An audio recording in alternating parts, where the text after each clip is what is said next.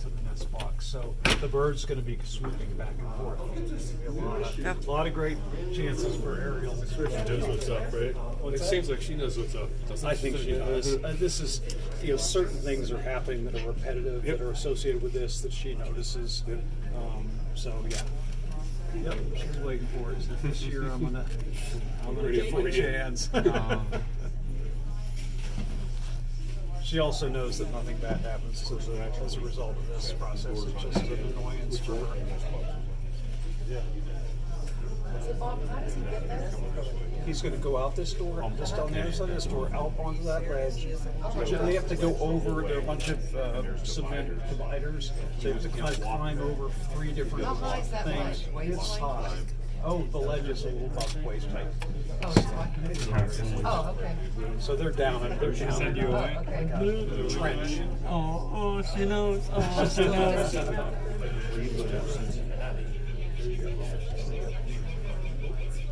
Here's the cat. It's the alarm calling.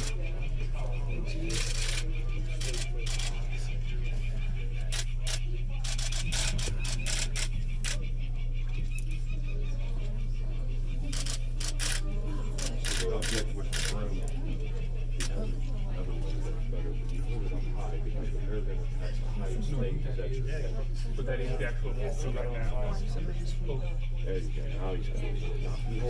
Room for defense.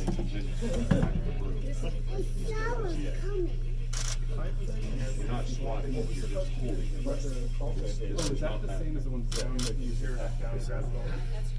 The one that they're playing right here, where to try to disperse the crows. Yeah, it's. We would rather not use to try to repel the crows, because it also agitates the resident parents. But yes, it is. It's part of that mix anyway. The dad isn't around at all? He's around. Oh, he's around. He's flying. She's calling, I think. So she's the one who's calling him. Oh yeah, yeah. Okay. The male raptors are smaller than the females. They tend to be more aerodynamic, maneuverable in the air. So he's doing the. So That's him. Yeah, she's sitting in front of the chick. That's her behavior. Aww. They were like. Oh, she's on the nest Yeah, box. she's on the nest Yeah. box. So that's He's pushing her away. Pushed her away. Yep. Oh wow. And now she'll fly back and forth. Oh, that's what the camera is. Every year because they know what's going to happen. Yeah, Chicken. he almost got it. Got them both. Yeah, too slow.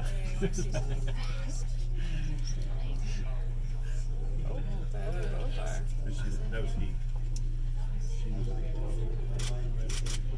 Oh, did he? Oh, they got it, right? Yeah, they're both in the box. Okay.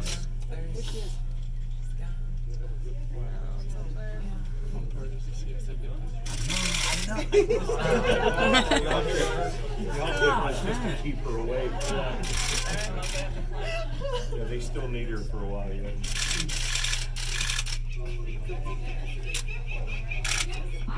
I just finished trying to a really cool job. Now I'm not so sure. Who is that? He's just like right there. Dang. I'm sure you got it. No, I don't think so.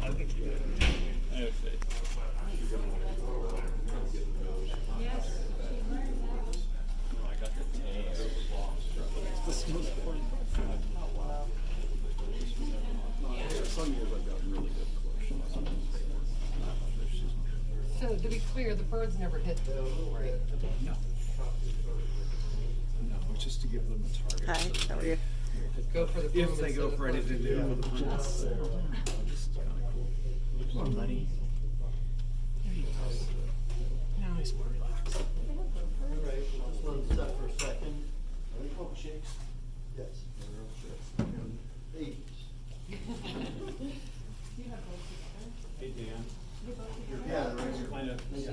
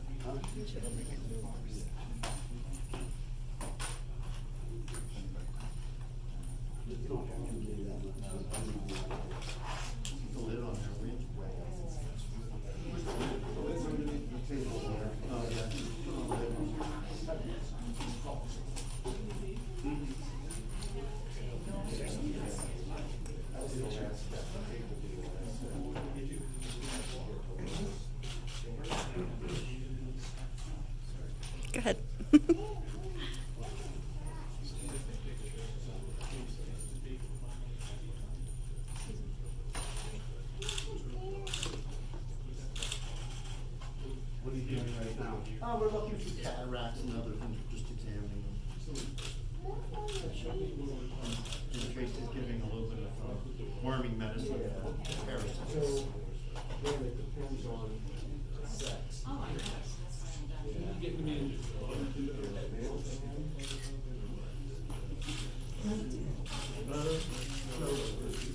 And there are bugs, just these are usually bugs too. So one usually flea power. Okay. It's right there. I'm sorry, it's right here. I'm already on the aspect.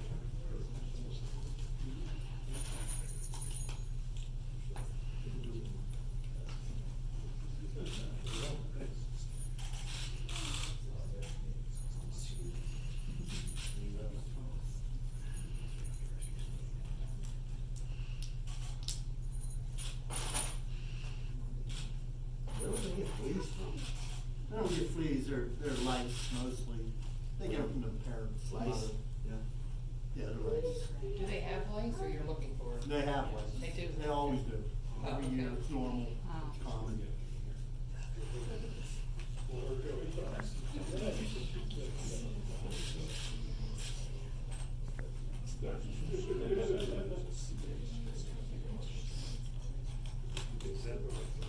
Is that?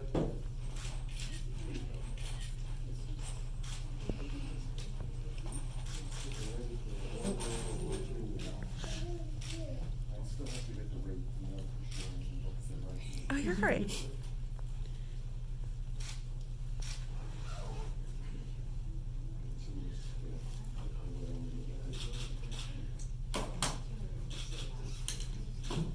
First thing we do, I'll weigh them after we've done the exam.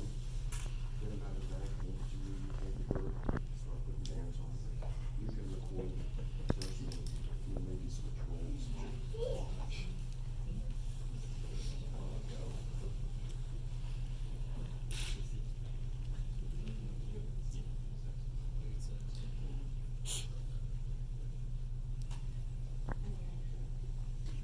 So the adults are eating other birds. So, you know, the question came up, where would they get feather lice or other parasites?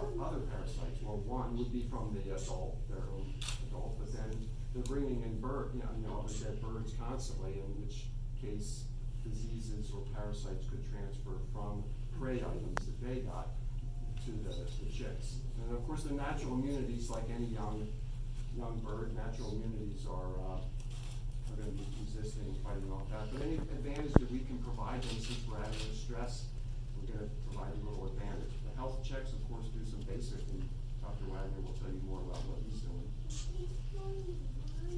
I'm checking mostly for the general health of the birds, but for many years we've been checking for other diseases, West Nile virus, and some of the herpes, and not only the parasitic, some of the other viral diseases like herpes virus, pox virus, and just the general health and general condition of these birds. We occasionally look for toxins and some other problems that may decrease the fertility of the eggs or the survivability of the chicks. And we've found very little problems with these birds. They're very healthy, generally speaking. The female has gotten old over the years, and there's been some defects because of their age, or at least the aging of the parents in general. Yeah. This is a new female, Bob. Yeah, but I'm just talking in past. Oh, We're not- that's this- past, yes. Yeah, in the past, we've had some problems. But I'm just saying, in general, these guys have been very healthy.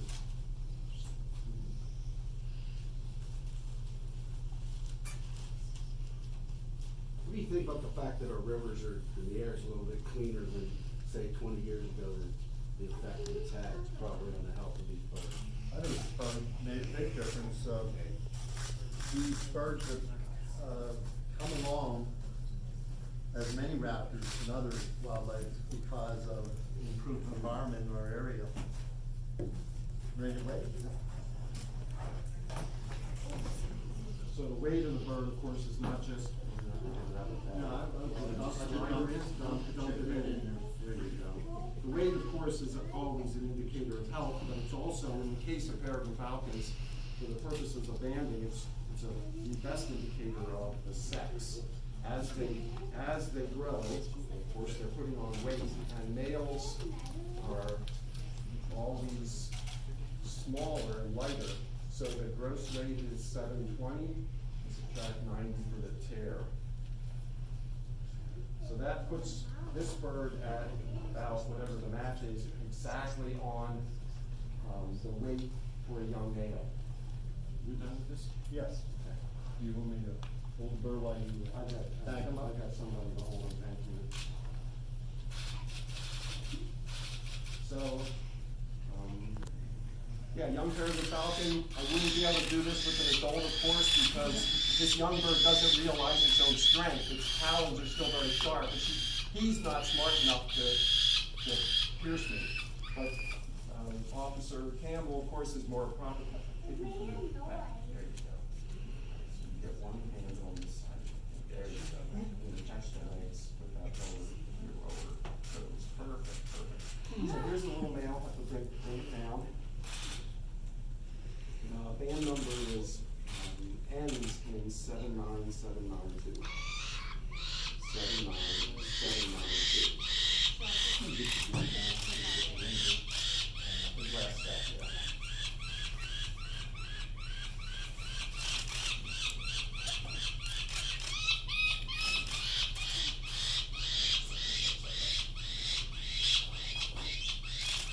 This is a U.S. Fish and Wildlife issue band. It's got a long number because it's a unique identifying number to any other band anywhere used in the United States. So it is a truly unique combination that will forever, as long as this bird lives, be able to from this site in 2019. And this band, of course, will remain on its leg for the rest of its life. It has called a lock on. It has a small band that we literally secure the band on to make sure that it will not come off.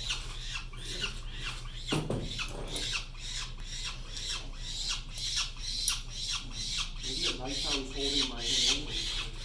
Sorry, you can make some more fight.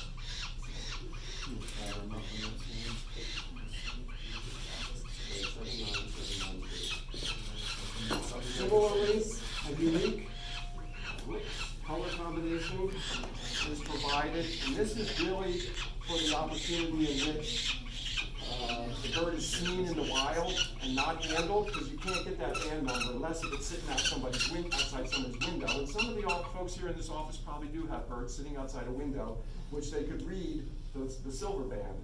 But this is a unique color band that could be read with binoculars from a distance.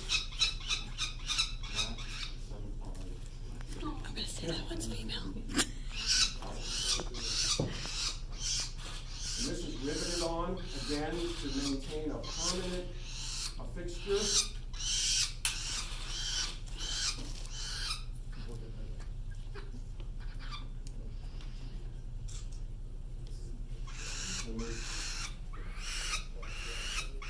So the same numbers on the color band as the silver are different? Different numbers. Okay. Since each sequence gets basically just a long sequence, that you see I have a selection of both. And the silver is from where? The silver, well, they're both issued by the U.S. Fish and Wildlife Service as a federal oversight, of course. But these color bands are uniquely made for peregrine falcon bands. And again, there's a lot of opportunity to see these birds in the wild, and this will enable us to get the identity of the bird prior, without having to handle it. It's been done for decades. And there has been no long-term health effects or other concerns about the banding. In fact, we have here a bander, Bob Mulvihill, who's probably banded individually more birds than anybody but his predecessor. You can hear a lot about banding from Bob. In fact, provide a much more full and complete message. So this is the second bird. The gross weight is 680. So again, 680 grams is just under a pound. The box the birds were in. Behind us, thank you. So once that's done, yeah, you wanna, What is that, a boy or a girl? these are both males. Both of the birds are males. Dan, should I put this over? Yes, I would start at the base here. I started at the base, don't start at, not at the start down in that crack. Thinner, I'm gonna thinner one. Yeah, use the thinner one. We don't want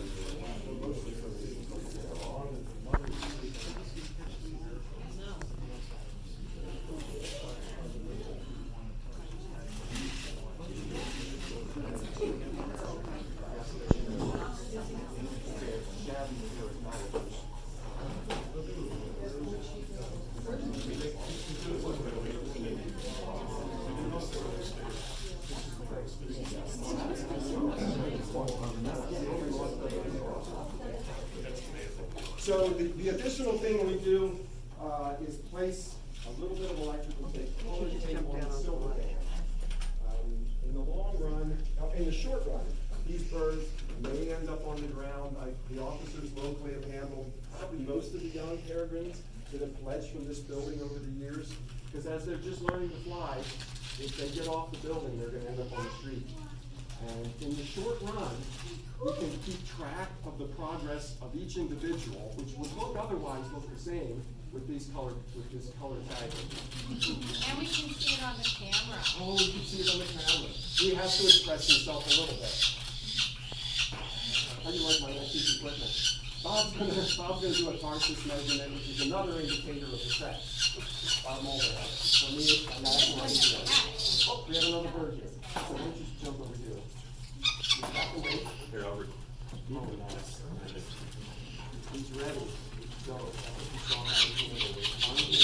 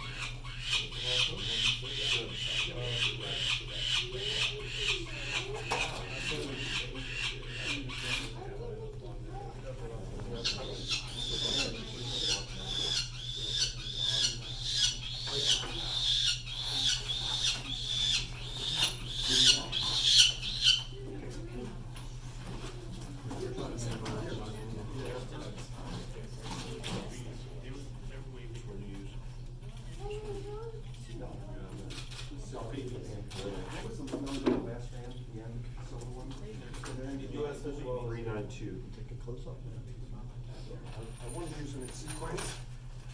And you never know when you're getting out there. 792, sorry. 792. He's got one of the slides. You were military, weren't you? No? Okay, so I do the same thing.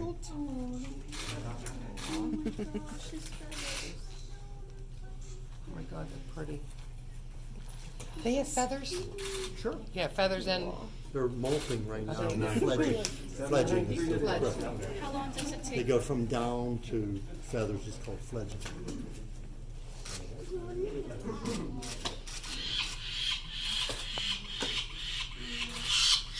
When they're fun. Where you get one grounded. I do like to point out the really remarkable growth that these birds experience. This bird is 22 days old. It came out of the egg 22 days ago. And that is almost exactly halfway to the point at which it will take its first flight. This little bird, whose wing feathers are literally an inch long, will blow those out and be able to fly at about 42 days, 40 to 42 days. It's an astonishing miracle of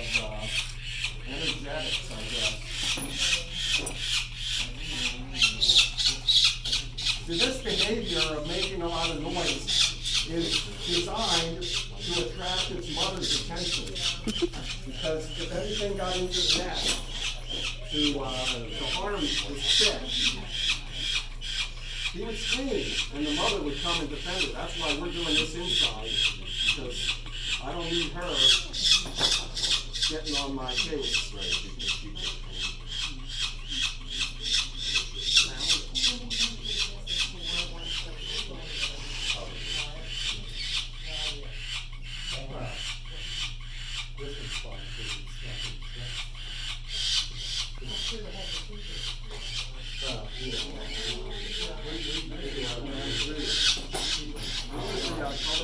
Silver band number that I used last time. I just want to go a little quick. 37. I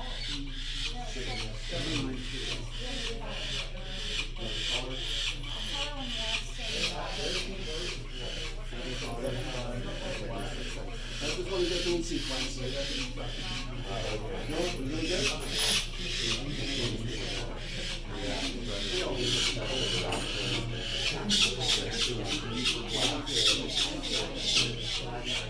So this is 76 over 8 black over 8 blue. And blue.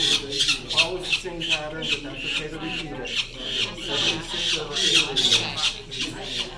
Line outside the window. So the green is the same. Yeah, you can hear what you want.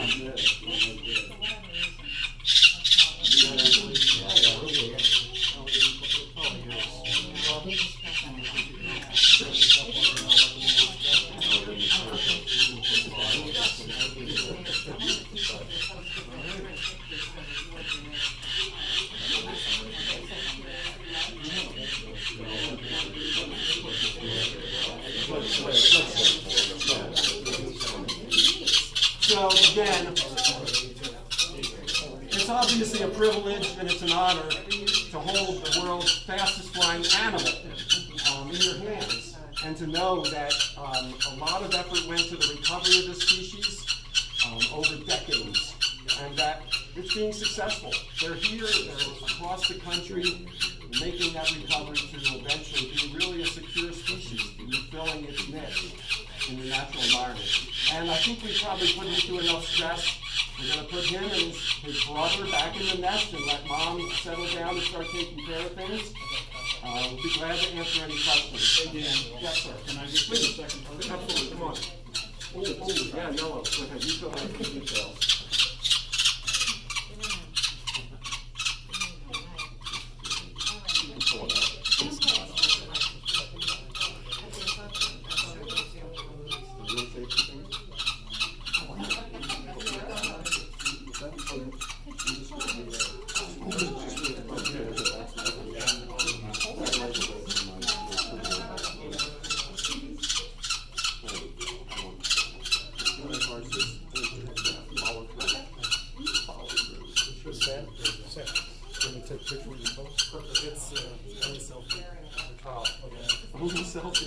Sorry about that. The camera broke.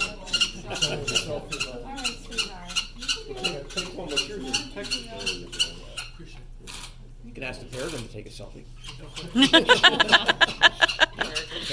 I like it.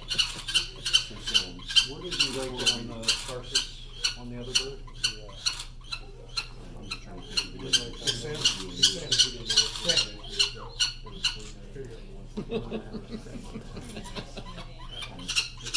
Tell him to give you a raise so you can afford a new phone.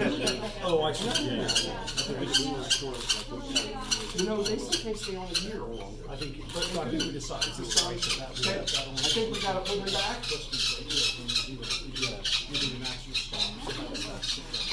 And this is the last time these birds will ever be able unless if they end up on the street. In other words, during that fledging, that learning to fly process, they sometimes do go down onto the street, and that's where the officers often get called in to assist. But barring some other accident, that is correct. We don't have any plans to handle them for the rest of their lives. So you all have rescued them from the street? Ask the local guys how often. I don't know the details, but yeah, it's definitely part of part of the situation with urban birds. Yeah, by all means, tell some stories about. Typically from this building, these birds do not get grounded because they're high enough to successfully fledge before they hit the ground. But the ones downtown, I always get calls for the ones downtown. They have a low. Where do people call? What's the number for? Oh, the post is that one. Who would they call or how would they call? 724-238-9523. Jump in there, you got a bigger camera.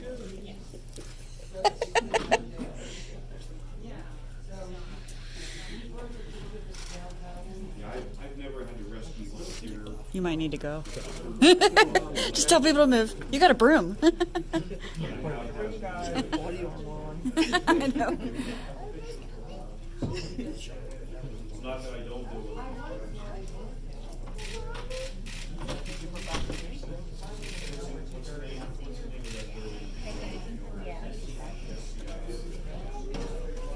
It looks like a. Yeah, they're gonna come out right there. She's